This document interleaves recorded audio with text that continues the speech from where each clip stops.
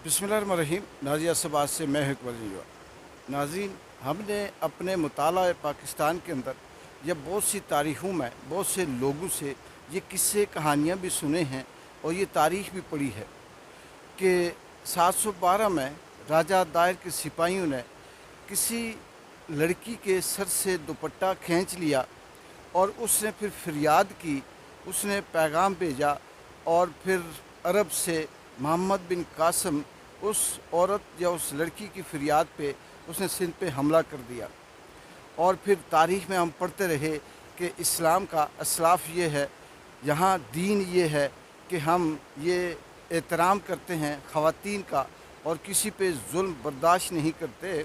और इस तरह से मोहम्मद बिन कासिम ने एक औरत की आवाज़ पर अरब से हमला किया और सिंध फ़तह किया और उस औरत या लड़की को इंसाफ दिलाया। हैरत की बात है कि ये सच है, ये झूठ, अब तो मुझे इस पे भी शक होने लगा है। लेकिन इस्लाम की अगर हम बात करें तो उसके अंदर ये सच है। इस्लाम वाकई जिस तरह से औरतों का एहतराम करता है, इस्लाम जिस तरह से औरतों के हुकूक का ख्याल रखता है, उनकी सोवरेंटी का ख्याल रखता है, उसे अगर हम देखें तो इस्लाम की ये ऐन तारीफ़ भी है और इस्लाम के मुताबिक भी है। लेकिन उसके बाद आज तक हमने ये नहीं सुना या ना देखा न पढ़ा कि फिर हम जो इस्लामी जमहूरियत पाकिस्तान बना, इसके अंदर उन ख़वातीन को, जो ख़वातीन हैं, औरतें हैं, बच्चे हैं, जिनको दुश्मन भी जब उस पर हमला करता है तो इनका ख्याल रखता है, इस इस्लामी जमहूरियत पाकिस्तान में ख्याल रखा गया हो। चाहे वो 1971 का सानिया बांग्लादेश हो, उसमें किस तरह से ख़वातीन को मारा गया, किस तरह से कत्ल किया गया लोगों को और जुल्म बर्बरियत बच्चों पे किया गया। फिर इसी तरह से 1947 के अंदर भी जब पार्टीशन हुई तो हिंदुस्तान ने, चलो तारीख़ में पढ़ा है, ये भी एक तल्ख़ हकीकत है और सबके सामने आया है, फिर किसी दिन इंशाअल्लाह। तो उसमें पार्टीशन के दौरान जो हिंदुओं ने मुसलमानों को मारा वो तो एक अलग कहानी है, चले वो गैर मुस्लिम थे, दुश्मनी थी। लेकिन मुसलमानों ने भी जिस तरह से जुल्म बर्बरियत कत्ल व गारत की, ये माफ़ भी कर सकते थे इस्लाम के मुताबिक, लेकिन नहीं किया और वो भी हमारे सामने है। चले ये दौर 71 का हो या 47 का हो या बीच में हो, हम कह सकते हैं कि बहुत सी ऐसी चीज़ें हैं, हो सकता है कि झूठ हो या इस तरह से हो। लेकिन आज हम अपनी आँखों से देख रहे हैं कि कौन सा मोहम्मद बिन कासिम, कौन सी राजा दायर के सिपाही और कौन से ऐसे लोग जिन्होंने जो इस पे अमल करते हैं कि आज एक नहीं, दो नहीं, दर्जनों नहीं, सैकड़ों नहीं, हज़ारों ख़वातीन, बच्चियां, जवान लड़कियां, माएँ, बूढ़ियां, वो फरियाद करती हैं। वो कहती हैं कि कोई मोहम्मद बिन कासिम हो तो आए और हमें इंसाफ दिलाए। वो कहती हैं कि कोई मोहम्मद बिन कासिम है तो वो आए और हमें इस राजा दायर के सिपाहियों से बचाए। लेकिन नहीं मिल रहा। अफसोस कि कहाँ गया वो नज़रिया, कहाँ गया वो जो इस्लाम के नाम पर तारीख़ पढ़ाई जाती थी, जो रहम की का दर्स देता है, प्यार मोहब्बत का दर्स देता है। इसी के साथ मिलती जुलती या इसी से अफसोस ये होता है कि तारिक जमील साहब जो स्कॉलर हैं, मजहबी स्कॉलर हैं, सारी दुनिया उन्हें जानती है, किस तरह से उनके साथ जुल्म किया जा रहा है, नफ़रत फैलाई जा रही है, उन्हें तबलीग से रोका जा रहा है। रायवेंड में उनका इज्तिमा था, उससे उन्होंने ख़िताब करना था, इन्होंने कंटेनर लगाकर, खड्डे खोदकर, सड़कें तोड़कर उनको ख़िताब से रोका। क्यों?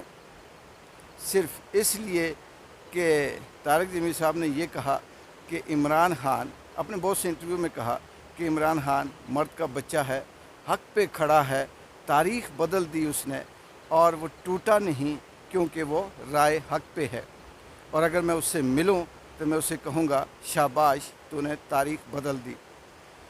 चलें, पीटीआई के लोगों की बात समझ आती है कि उन्हें मारा जाता है, ख़वातीन जो इमरान खान का नाम लेती हैं उन्हें मारा जाता है, उठाया जाता है, साफ़ी हों, सोशल एक्टिविस्ट हों या कोई भी हो, सियासतदान हो जो इमरान खान की तारीफ़ करता है, उसे किसी न किसी तरह से जुल्म का निशाना बनाया जाता है। तारिक जमील साहब जो मजहबी स्कॉलर हैं, तबलीग करते हैं, हक सच का दर्स देते हैं, इंसानियत का दर्स देते हैं, पाकिस्तान नहीं बल्कि पूरी दुनिया में ये बताते हैं कि किस तरह से मुसलमानों का या इस्लाम का जो बताया हुआ रास्ता है वो क्या है। लेकिन उनके साथ भी अगर ऐसा किया जाता है तो इसका मतलब ये है कि इस मुल्क के अंदर ना मोहम्मद बिन कासिम वाला नज़रिया पसंद है, इस मुल्क के अंदर ना मज़हब इस्लाम और तबलीग का रास्ता पसंद है, नज़रिया पसंद है। यहाँ पर अगर है तो सिर्फ़ और सिर्फ डिक्टेटरशिप और डिक्टेटर का कमाल ये होता है कि वो सिर्फ ये चाहता है कि जो कुछ है वही है और कोई और इसके साथ बराबरी ना करे, वही सब कुछ हो, आल ही नाल हो, वो सिर्फ डंडी हिलाए, उंगली का इशारा करे और पूरा मुल्क चलता रहे, हिलता रहे। ये कब तक चलेगा? ये जुल्म, ये बर्बरियत, चाहे इसको मजहबी जुल्म कहें, चाहे इसको माशरती जुल्म कहें, इसको इंसानी हुकूक का जुल्म कहें या इसको अल्लाह के साथ जंग कहें, आप जो भी नाम दे दें, ये देखना ये है कि कब तक चलेगा। दूसरी तरफ इमरान खान के साथ क्या हो रहा है, क्या होना है और कैसा रवैया है, इसका जवाब, इसके लिए तफसील की ज़रूरत नहीं। सिर्फ तारिक जमील साहब के ऊपर जो कुछ हो रहा है या आम आदमी उसके साथ, वो अभी तक आपके सामने है।